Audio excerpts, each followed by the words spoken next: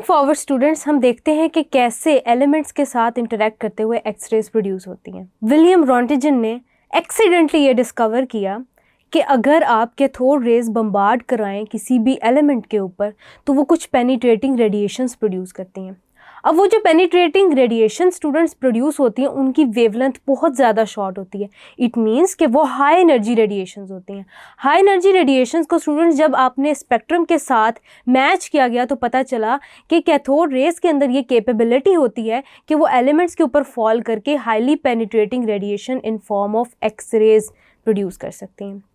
वो कैसे स्टूडेंट्स, वो डिस्कस करने से पहले आपके सामने एक सिमेट्री है, इलस्ट्रेशन है, जिसमें आप देख सकते हैं कि कैथोड रेज कैसे कैथोड में से निकल रही हैं, यानी कि इलेक्ट्रॉन्स कैसे एजेक्टेड हैं towards that of tungsten. Student, tungsten एक एलिमेंट है, हैवी एलिमेंट है, इसका एटॉमिक नंबर हाई है इसलिए इसको हैवी एलिमेंट कह रही हूँ मैं।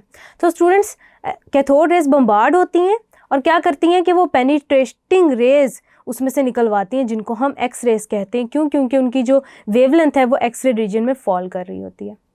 तो स्टूडेंट्स, ये तो हो गया आपका production of X rays. Students, इससे रिलेटेड एक लॉ है जिसको हम मूजले लॉ कहते हैं। Students, X rays are produced when cathode rays are made to fall on a heavy metal target. जब मैं बोल रही हूँ हैवी मेटल तो इट डेफिनेटली मीन्स कि उसका मेटल का एटॉमिक नंबर जो है वो ज़्यादा है। मूजले लॉ क्या कहता है? स्टूडेंट्स, मूजले लॉ रिलेट करता है फ्रीक्वेंसी को एटॉमिक नंबर के साथ। Moseley law states that frequency of a spectral line in a X-ray spectrum varies as the square of the atomic number of an element emitting it। यानी कि students, आपके पास जितनी ज़्यादा high energy, high frequency radiation produce होंगी, it means कि आपका जो element under observation है या जो मेटल आप स्टडी कर रहे हैं उसका एटॉमिक नंबर उतना ज़्यादा हाई है।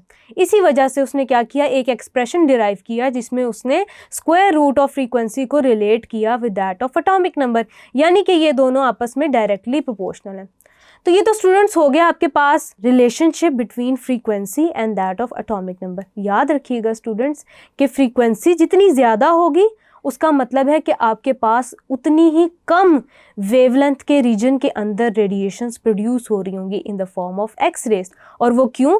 क्योंकि फ्रीक्वेंसी और वेवलेंथ आपस में इन्वर्सली रिलेटेड हैं, जबकि एनर्जी और वेवलेंथ भी आपस में इन्वर्सली रिलेटेड हैं। तो ये तो हो गया स्टूडेंट्स, हमने कुछ रिलेशंस पढ़ लिए, हमने पढ़ा मूजले लॉ क्या होता है और मूजले लॉ एटॉमिक नंबर के साथ कैसे उसका रिलेट कर रहा है वो हमने देखा। अब स्टूडेंट्स, हम देखेंगे कि साइंस क्या है एक्स रेज की प्रोडक्शन के पीछे, कॉन्सेप्ट क्या है, उसको स्टडी करते हैं। स्टूडेंट्स, हुआ कुछ यूँ कि कैथोड रेज थी, हमने हैवी मेटल टारगेट पे फॉल कराई। अब होगा ये कि आपके पास जब वो फॉल कर रही हैं तो ये हो सकता है कि कोई inner electron, when I am saying inner electron students, तो मेरा मतलब ये है कि मैं किसी ऐसे इलेक्ट्रॉन की बात कर रही हूँ जो न्यूक्लियस से करीब शेल से बिलोंग करता है, यानी कि के शेल से या एल शेल से। अब स्टूडेंट्स, होगा क्या कि वो इलेक्ट्रॉन जो कि करीब है with that of the atomic nucleus, जैसे कि आप डायग्राम के अंदर देख सकते हैं, वो क्या करेगा, वो रेडिएशन से जो एनर्जी उसे मिल रही है, कैथोड रेज से जो उसको एनर्जी मिल रही है, वो एनर्जी एब्जॉर्ब करेगा।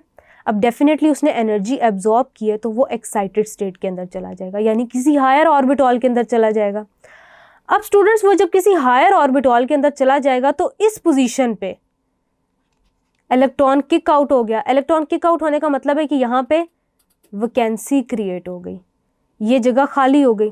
अब स्टूडेंट्स, होगा ये कि उसने क्योंकि एनर्जी बहुत ज़्यादा एब्जॉर्ब कर ली थी और वो बहुत ही कोई हायर स्टेट के अंदर चला गया था इलेक्ट्रॉन, जिसकी वजह से वैकेंसी पीछे क्रिएट हो गई है। तो स्टूडेंट्स, होगा ये कि कोई नियर बाय इलेक्ट्रॉन उस वैकेंसी को फिल कर रहा होगा उस विसिनिटी से जिस विसिनिटी से इलेक्ट्रॉन रिमूव हुआ, यानी कि जो इलेक्ट्रॉन बाद में वो वैकेंसी फिल कर रहा होगा वो भी किसी इनर शेल से ही बिलोंग कर रहा होगा, लेकिन हायर होगा एज कम्पेयर टू दैट जहाँ पे वैकेंसी क्रिएट हुई थी। अब स्टूडेंट्स, यहाँ पे क्या होगा कि कोई इनर इलेक्ट्रॉन ही वो स्पेस फिल कर रहा है। एज अ रिजल्ट क्या होगा? As a result students, high frequency and shortest wavelength की रेडिएशन एमिट होंगी जिनको हम एक्स रेज बोलते हैं। स्टूडेंट्स, मूजले ने अपने मूजले लॉ के थ्रू और वो जो मैथमेटिकल इंटरेक्शन या मैथमेटिकल रिलेशन जो उसने डिराइव किया था उसके थ्रू बहुत सारे एलिमेंट्स का एटॉमिक नंबर फाइंड आउट किया, और वो जिस पर्टिकुलर रेडिएशन के साथ डील कर रहा था उसकी वेवलेंथ जो थी वो स्टूडेंट्स कुछ थी 0.04 एंगस्ट्रॉम से लेके 0.08 एंगस्ट्रॉम तक। आई होप स्टूडेंट्स कि आपको इसके पीछे बेसिक कॉन्सेप्ट समझ आया होगा। स्टूडेंट्स, मोज़ले ने जो एलिमेंट स्टडी किए थे और जो एटॉमिक नंबर असाइन किए थे वो किए थे from aluminium to that of gold, यानी कि एल्यूमिनियम से गोल्ड तक जितने भी एलिमेंट्स आ रहे थे उसने उसको स्टडी किया था और उस एक्सप्रेशन के थ्रू जो स्टूडेंट्स हमने अभी डिस्कस किया उसके थ्रू उसने उनके एटॉमिक नंबर जो थे वो उनको असाइन किए। उसके अलावा स्टूडेंट्स आपके पास दो तरह की जो रेडिएशंस थी वो आ रही थी। एक आपके पास हाई फ्रीक्वेंसी रेडिएशन थी, एक उससे कंपैरेटिवली थोड़ी लोअर फ्रीक्वेंसी रेडिएशन थी, यानी कि दो तरह की सीरीज़ आपके पास आ रही थी रेडिएशन की। एक को उसने नाम दिया के सीरीज़ का, एक को नाम दिया एल सीरीज़ का। तो स्टूडेंट्स ये तो हो गया आपका एक्सरे। उसके अलावा स्टूडेंट्स आप इसकी एप्लीकेशन अगर देखें, यूजेस देखें एक्सरे के, तो स्टूडेंट्स आपके पास जैसे डायग्राम में आप देख सकते हैं कि जो एक्सरेज होते हैं उनके अंदर ये कैपेबिलिटी होती है कि ये गैस को आयनाइज कर सकते हैं, यानी कि आपने कोई भी गैस स्टडी करनी हो उसकी आयनिक फॉर्म के अंदर उसकी आयनाइजेशन करानी हो तो आप एक्सरेज यूज़ करेंगे। क्यों? क्योंकि एक्सरेज आपका जो आउटर मोस्ट इलेक्ट्रॉन होता है ये नॉकआउट करा लेते हैं। एज अ रिजल्ट आपकी जो गैस है, ये गैशियस मॉलिक्यूल्स हैं, वो आयनिक फॉर्म में कन्वर्ट हो जाते हैं। उसके अलावा स्टूडेंट्स मेडिकल रेडियोग्राफी के अंदर आपने देखा होगा स्टूडेंट्स के एक्सरे किया जाता है बोन्स का फ्रैक्चर्स डिटेक्ट करने के लिए कि फ्रैक्चर कहाँ एग्जिस्ट कर रहा है, जैसे कि आप अपने सामने भी देख सकते हैं कि एक्सरे इमेज। उसके अलावा students X ray diffraction analysis. Students ये जो हम क्रिस्टल्स देखते हैं जैसे NaCl का स्ट्रक्चर हो गया, सीसियम क्लोराइड का स्ट्रक्चर हो गया, जो मुख्तलिफ नेचर में क्रिस्टल्स एग्जिस्ट करते हैं, इनके स्ट्रक्चर्स हमें इसलिए पता है क्योंकि हमने एक्सरे के थ्रू उनको स्टडी किया।